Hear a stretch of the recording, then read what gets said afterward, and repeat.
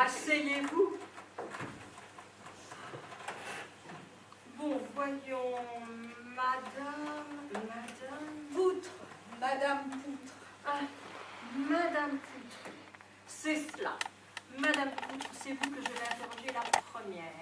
Eh bien, tant mieux. Pourquoi tant mieux?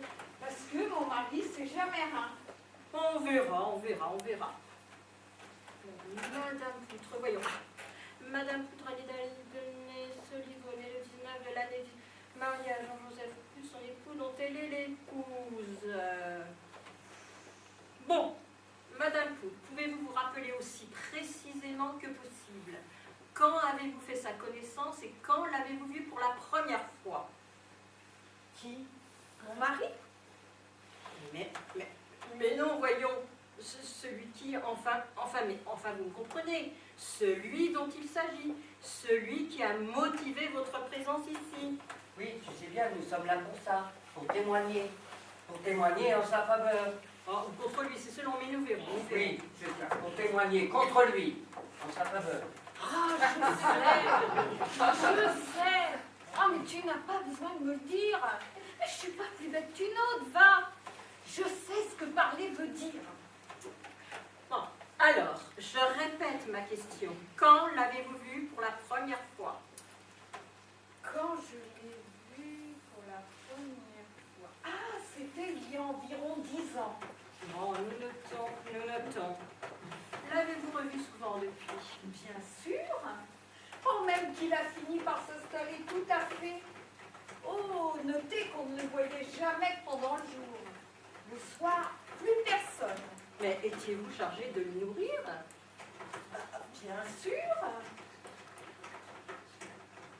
Mais Madame te demande s'il était nourri par nous, par toi. Enfin, fais pas la buter, puisqu'on l'avait recueilli, on était tenu de le nourrir. ah, pardon, docteur colonel. Ah, c'était plutôt lui qui nous nourrissait. Enfin, qui nous réchauffait en tous les cas. Mais qui vous réchauffait, mais comment cela? Ah, pardi, c'est-il pas toujours comme ça que ça se passe? Mais s'il ne nous réchauffait pas, nous autres, mais on creverait de froid, pas vrai? Ah, ça c'est vrai, hein. Moi quand je le vois, je suis fort agaillardi. Il y a 10 ans. Bon, bien, nous notons. 10 ans, ce n'est pas d'hier. Pouviez-vous vous douter de quelque chose dès ce moment? Ah, je me doutais de rien du tout. Comment cela s'est-il passé la première fois? Eh bien voilà, j'étais dans la cuisine à ramasser des pommes de pin pour la soupe. Oh, nous étions en décembre. Il faisait une chaleur lourde, comme quand c'est qu'on chauffe beaucoup pour lutter contre le froid. Mon mari, ici présent, était absent comme toujours. Et c'est pourquoi il peut en témoigner devant vous. Et voilà, tout par un coup qu'il est entré. Par où? Par la fenêtre. Il est rentré comme ça, brusquement. Il s'est posé tantôt sur une carafe, tantôt sur une casserole en cuivre. Et puis il est reparti comme il était venu. Sans rien dire? Sans rien dire. Mais comment, mais je ne comprends pas. Vous venez ici pour déposer une plainte. Une plainte en sa faveur. Oui, docteur. Oh, ne m'interrompez pas. Mais ne m'appelez pas docteur ni madame le proviseur. Appelez-moi ma mère. Donc vous venez déposer une plainte et vous allez prétendre que sa vue vous ragaillardit, vous réchauffe, ou je ne sais quoi d'aussi absurde. Ah, c'est pas absurde, docteur. Pardon, ma mère. Ce n'est pas absurde, ma mère, docteur. Hein. On ne peut pas vivre sans lui, surtout à la campagne. Nous autres cultivateurs, nous autres légumes, fruits, primeurs, laitages. Comment qu'on ferait sans lui, sans qu'il vienne tous les jours nous réchauffer le cœur? Mais enfin, mais de qui parlons-nous? Ouais, de... Mais que voulez-vous dire de... Du soleil, pardi. Oh là, mais voilà le malentendu. Mais nous ne parlons pas de la même chose, pas de la même personne. Je vous parle parler de votre agresseur, de votre voleur, de votre cambrioleur. Et vous me parlez de quoi? Du soleil. Mais c'est invraisemblable, c'est inimaginable. Inimaginable. Mais comment avez-vous pu vous y prendre pour faire fausse route de la sorte? Bah, c'est pas nous qu'on fait fausse route, madame le professeur docteur. Ah, c'est bien vous, vous-même. Nous autres, on savait de quoi on parlait. Ah, parce que moi, je ne sais pas de quoi je parle, peut-être. Ah, mais vous ne savez pas qui vous avez affaire. Je vais vous faire filer d'où, vous, mon petit monsieur. Et vous aussi, ma petite dame. Moi, c'est insensé, on se moque de moi. Greffier, recommencez à noter. Oh, et ne tapez pas si fort, vous nous cassez les oreilles. À nous deux, maintenant. À votre tour, monsieur Poutre. Vous allez déposer. Déposer quoi? Déposer veut dire témoigner. Vous allez me raconter comment les choses se sont passées le jour de l'événement. Eh bien, voilà. Comme ma femme vient de vous le dire, je n'étais pas là, j'étais absent. Alors comment pouvez-vous témoigner? En voilà encore une nouveauté. Mais, madame ma mère, moi je ne me rappelle plus de rien du tout. Et comme je lui avais tout raconté et qu'il a une mémoire d'éléphant, alors... Drôle de témoignage. Enfin, si nous ne pouvons pas faire autrement, alors racontez. Alors voilà. J'étais allé à la pêche dans la rivière. Dans la petite rivière. Le petit bras de la petite rivière. Autrement dit, celui où il y a des nénuphars. Pas l'autre, où il y a du courant. Alors je n'attrape jamais rien. Tandis que les écrevisses, elles me connaissent. Elles vont lentement. Moi aussi. Alors on finit toujours par se rencontrer autour d'un morceau, sauf votre respect, madame le commissaire, autour d'un morceau de mouton pourri et du bien frais. Que le docteur, pardon ma mère, que le docteur me prépare exprès pour mes balances le dimanche. Pas abrégé, abrégé, je vous prie, abrégé.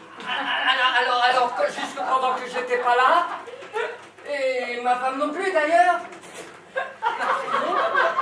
Mais vous venez de m'affirmer que vous n'y étiez pas, et pourtant votre femme y était. C'est-à-dire qu'elle était dans la maison, mais elle n'était pas là, à l'endroit même où ça s'est passé. Mais, Vous comprenez? mais finalement, où cela s'est passé? Ça s'est passé au jardin. Ah, alors de la maison, je suppose qu'elle pouvait voir ce qui se passait au jardin. Et pas du tout, madame ma mère. Et pourquoi? Et bien de là où j'étais dans la maison, c'est-à-dire dans la cuisine, je pouvais rien voir au jardin. Et pourquoi donc? Eh bien parce que la cuisine est une pièce qui tourne dos au jardin. Alors comment avez-vous pu raconter quoi que ce soit à votre, mais aux témoins enfin? Eh bien je lui avais raconté les effets. Mais quels effets? Les effets de ce qui s'est passé. Eh bien alors, racontez! Oh mais non, c'est pas à moi à raconter. Et pourquoi, je vous prie? C'est pas à moi à raconter parce que je vous dis que j'ai rien vu. Alors comment faire puisque de son côté votre mari n'était pas là? Mais lui, il raconte mieux que moi. Il a plus de mémoire, plus d'imagination. Moi, je ne sais pas. Alors, monsieur Poutre, pouvez-vous me raconter à moi qui n'étais pas là l'événement qui s'est produit en votre absence et qui vous était rapporté par votre femme, bien qu'elle n'y ait pas assisté? Eh bien, c'est simple. Comme je vous le disais, j'étais allé à la pêche. Et quand je suis rentré, j'ai entendu un grand cri. C'était ma femme. Elle avait été blessée? Ah non, pas du tout. Elle était furieuse parce qu'il avait tout saccagé dans la maison. Enfin, n'y suis pas là. Greffier, notez bien, il avait tout saccagé. Tout, madame le juge, madame le professeur, tout. Les plates-bandes étaient piétinées, les toiles des transats étaient déchirées, les oignons étaient coupés, les outils étaient par terre. Ah, il avait dû être furieux, hein. Une crise de nerfs, délirium très mince peut-être. Mais venait-il souvent chez vous? Oui, souvent, ma femme vous l'a déjà dit. Ah, mais pardon. Mais souvenez-vous, il y avait eu une confusion. Je vous parlais de lui, elle me parlait du soleil. Mais c'était vrai aussi de lui. Non, mais réfléchissez. Il y a une nouvelle confusion.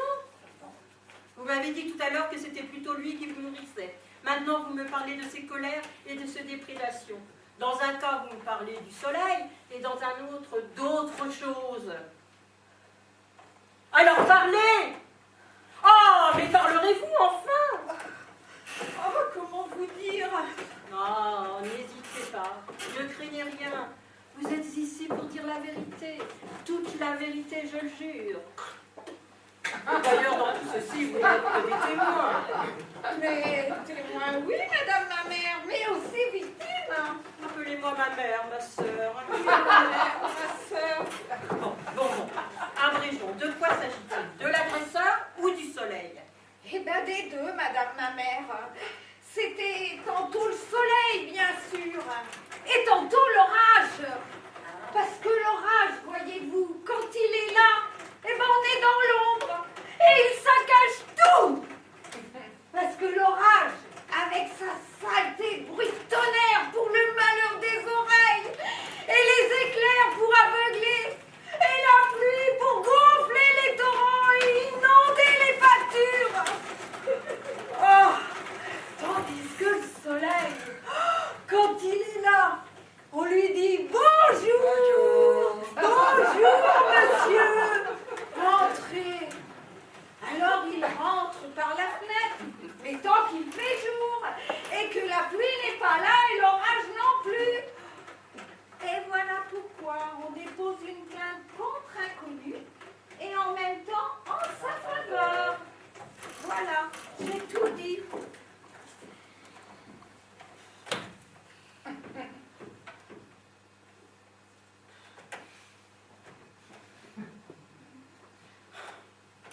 S'il en est ainsi, monsieur et madame Froutre, je ne peux rien pour vous, absolument